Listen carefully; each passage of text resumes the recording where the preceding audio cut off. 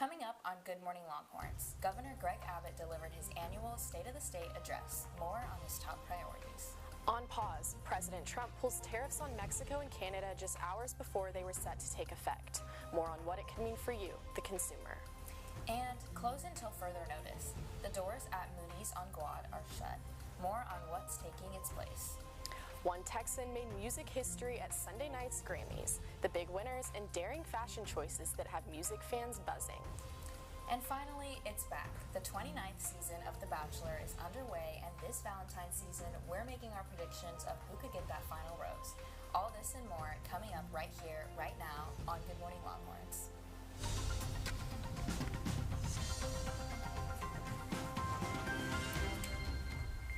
Good morning, Longhorns, for this Wednesday, February 5th. I'm Paulina Pearson. And I'm Ella Danina. Thanks for joining us this morning. How are you doing this morning? I'm doing pretty good. What about you? I'm enjoying the heat right now. I don't like the heat, honestly. I like to be cold walking to class and not sweating. Yeah, I get that. Yeah. Well, first this morning, the two tragic aviation incidents making headlines worldwide. On Wednesday, an American Airlines plane carrying 60 passengers and 4 crew members collided with a military helicopter that had 3 soldiers on board, leaving no survivors. Then on Friday, a medical jet going to Missouri crashed in Philadelphia with a 6-year-old patient, her mother, and 4 crew members on board. The crash caused an explosion that ignited nearby homes. The bodies of those on the air ambulance have not yet been recovered. Also in our nation's capital, the Trump administration has started drafting an executive order to eliminate the Department of Education. Trump, who promised to abolish the department during his campaign, is expected to call for significant funding cuts to staff and federal education programs. The president, however, cannot close a federal agency without congressional approval.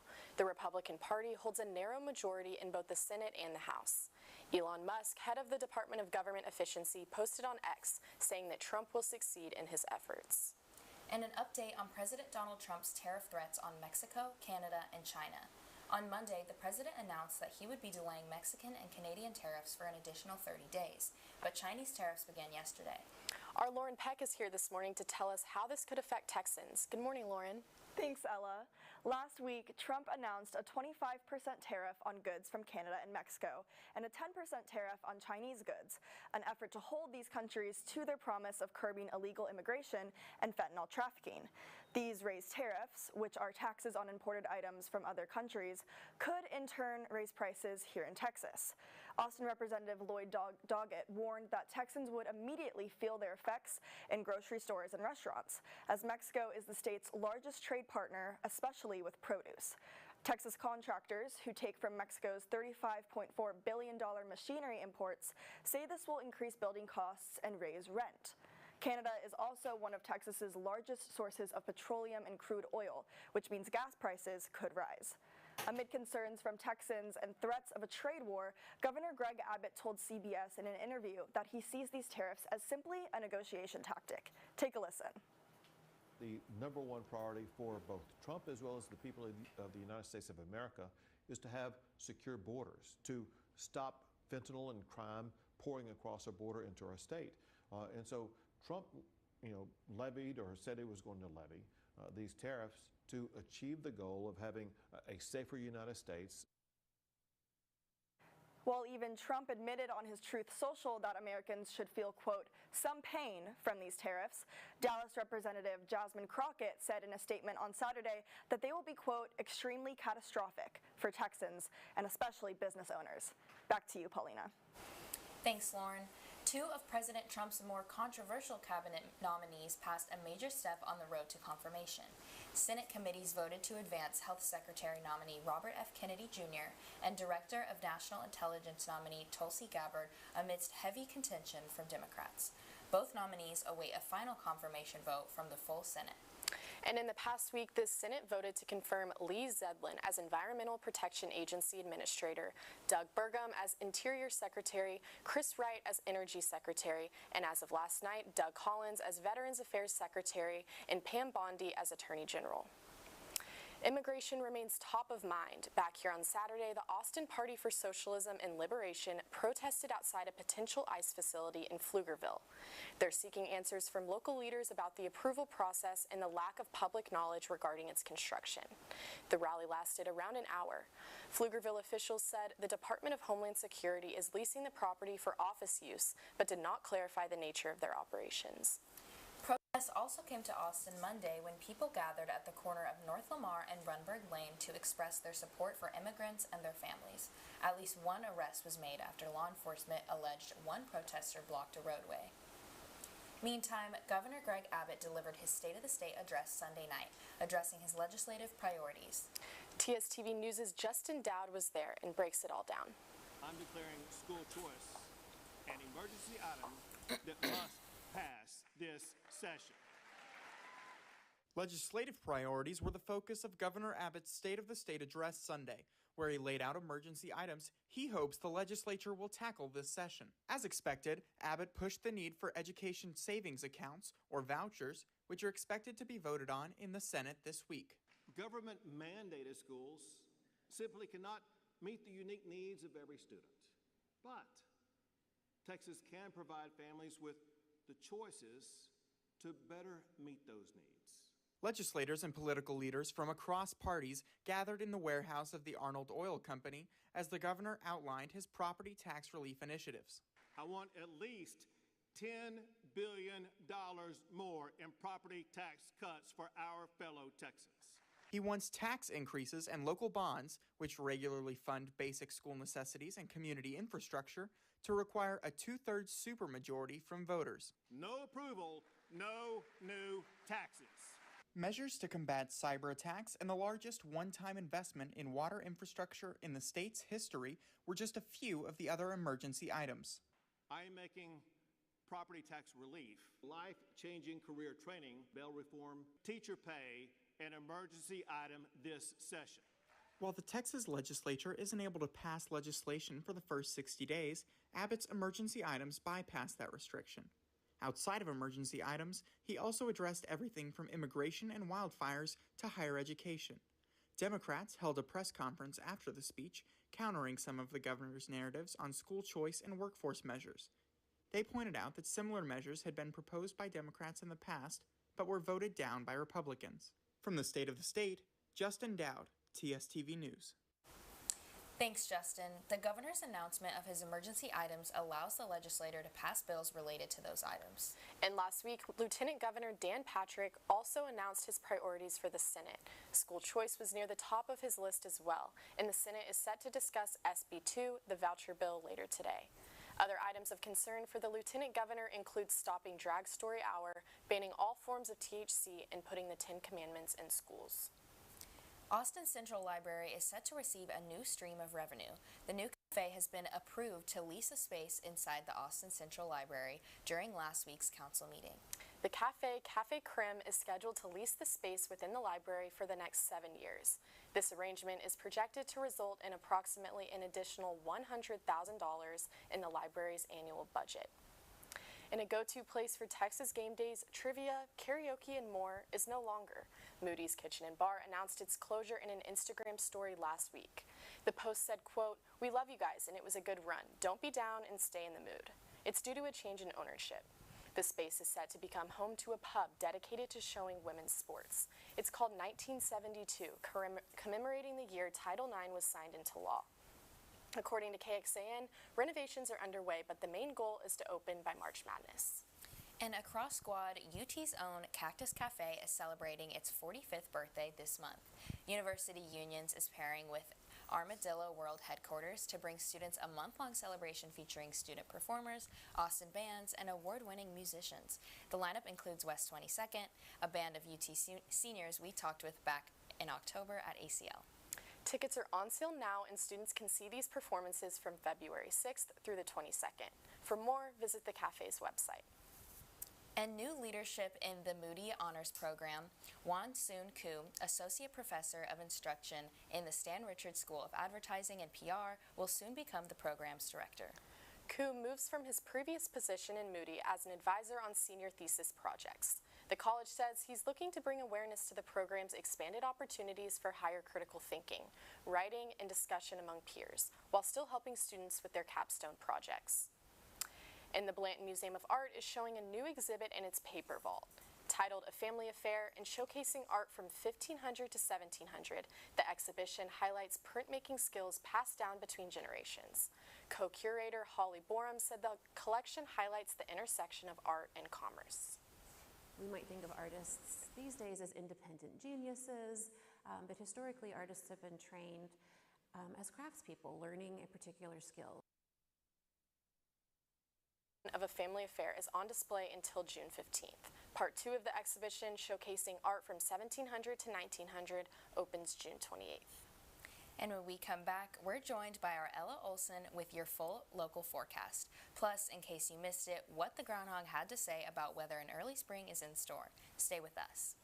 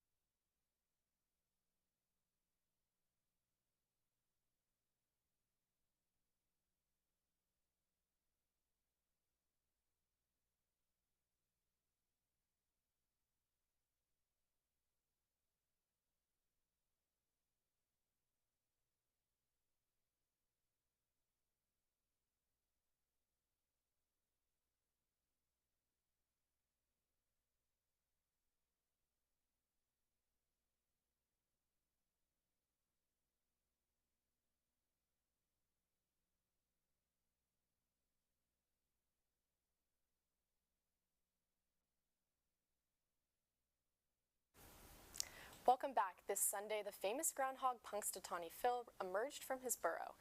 Every February 2nd, an estimated 40,000 people gather in Gobbler's Knob, Pennsylvania to celebrate Groundhog Day. And if Phil sees his shadow, 6 more weeks of winter are in store.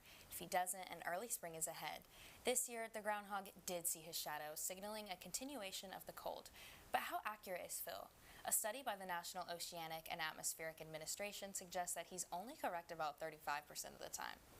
And it's not feeling like more winter is in store this week. We've seen higher than average temperatures for Austin. Is that heat here to stay? To dive deeper into our forecast, joining us on set is our Ella Olson. Good morning, Ella. Thank you, and good morning, Longhorns. Some nice sunny weather is back in Austin after the cold and gloomy conditions last week. Today, expect a high of 78 degrees and a low of 66 degrees with partly cloudy skies. Tomorrow's forecast will have a high of 82 degrees and a low of 65 degrees with sunny skies. It is going to get a little warmer over the next few days, which will follow into the weekend. Watch out for some rainy weather at the start of next week, with showers predicted for Monday and Tuesday. It is shaping up to be a beautiful week ahead, so go outside and soak up the sunshine. It is the perfect weather for a walk around Austin, so be sure to take advantage of the warm weather. That's all from the Weather Center. I'm Ella Olson. Back to you. Thanks, Ella. In sports this morning, the women's basketball team has jumped in the rankings, going from number 7 to number 4. They play ranked Vanderbilt tomorrow at 8 p.m. and the number 2 South Carolina Gamecocks Sunday at 1 p.m. Texas is in good shape for March Madness, with the selection show almost a month away. And men's basketball had an amazing game against LSU on Saturday, dominating 89-58. Texas is still in it for March Madness if they can continue their winning streak. They aren't ranked, but received votes to be on the list. They face Arkansas tonight at 8 p.m. And in other sports news, the Texas ice hockey team won its match against Texas State with a score of 9-2 last week. That concludes the regular season. The team heads off to the playoffs in Dallas, starting with the game this Friday at 7 p.m. Texas's opponent is still undetermined, but this game will be happening, the first of 3 happening this weekend. And bad news this morning for the Texas softball team. The team announced Monday that shortstop Viviana Martinez will miss the 2025 season due to a knee injury that happened in the offseason and will require surgery. Martinez was named an All-Big 12 infielder and second-team All-American last year. Texas softball will open their season on February 7th in Lafayette, Louisiana for the Louisiana Classic. Future Texas quarterback Arch Manning continuing to make history, becoming one of the first college football players to represent Red Bull in a new NIL deal. Manning said he signed the endorsement deal in an interview last weekend. The terms have not been made public, but according to On3 Sports, Manning's NIL portfolio is the most of any college athlete, valued at $6.5 million. Manning is not the only athlete to sign with Red Bull. He credits his uncles Eli and Peyton for making it happen. And as Manning gears up to start on the field next year, right now, all eyes are on Grant Ellis, this year's bachelor, who's certainly playing the field in his quest for love. West Campus Bar Victory Lap is bringing fans of the reality show together for Bachelor Mondays.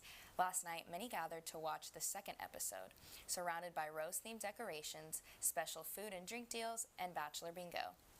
On Monday, we heard from Bachelor fans who came for the drama and the commentary. I love the drama and I love meeting all the different girls and just watching him kiss everyone. I really like watching it with my friends and the commentary that we all have about the girls.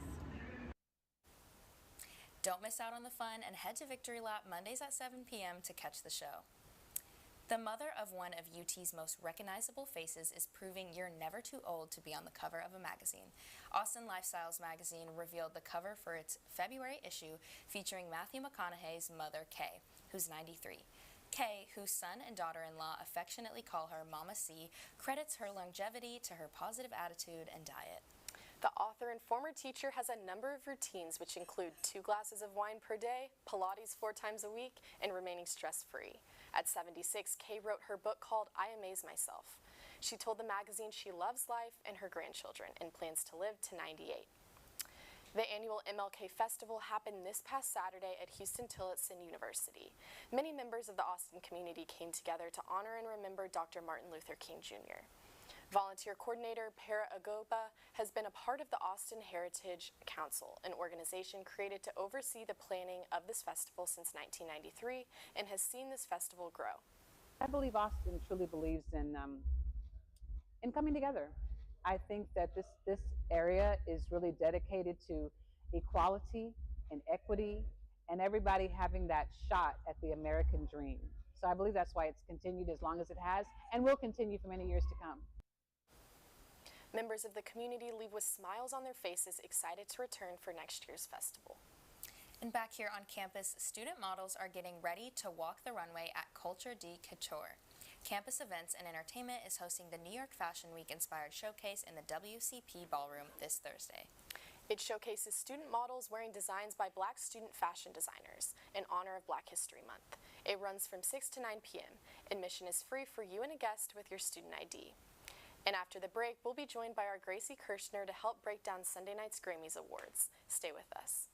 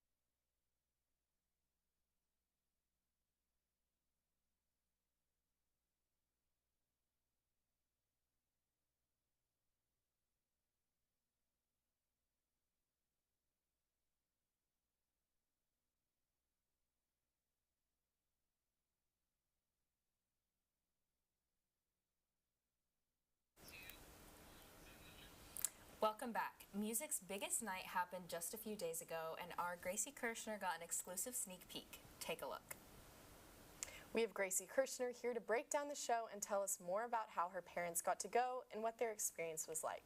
Tell us about that. So, a few weeks ago when I was home for winter break, I'm just sitting in the car with my mom, and she tells me, oh, by the way, I'm going to the Grammys. And I said, what do you mean you're going to the Grammys? Like, you got a ticket?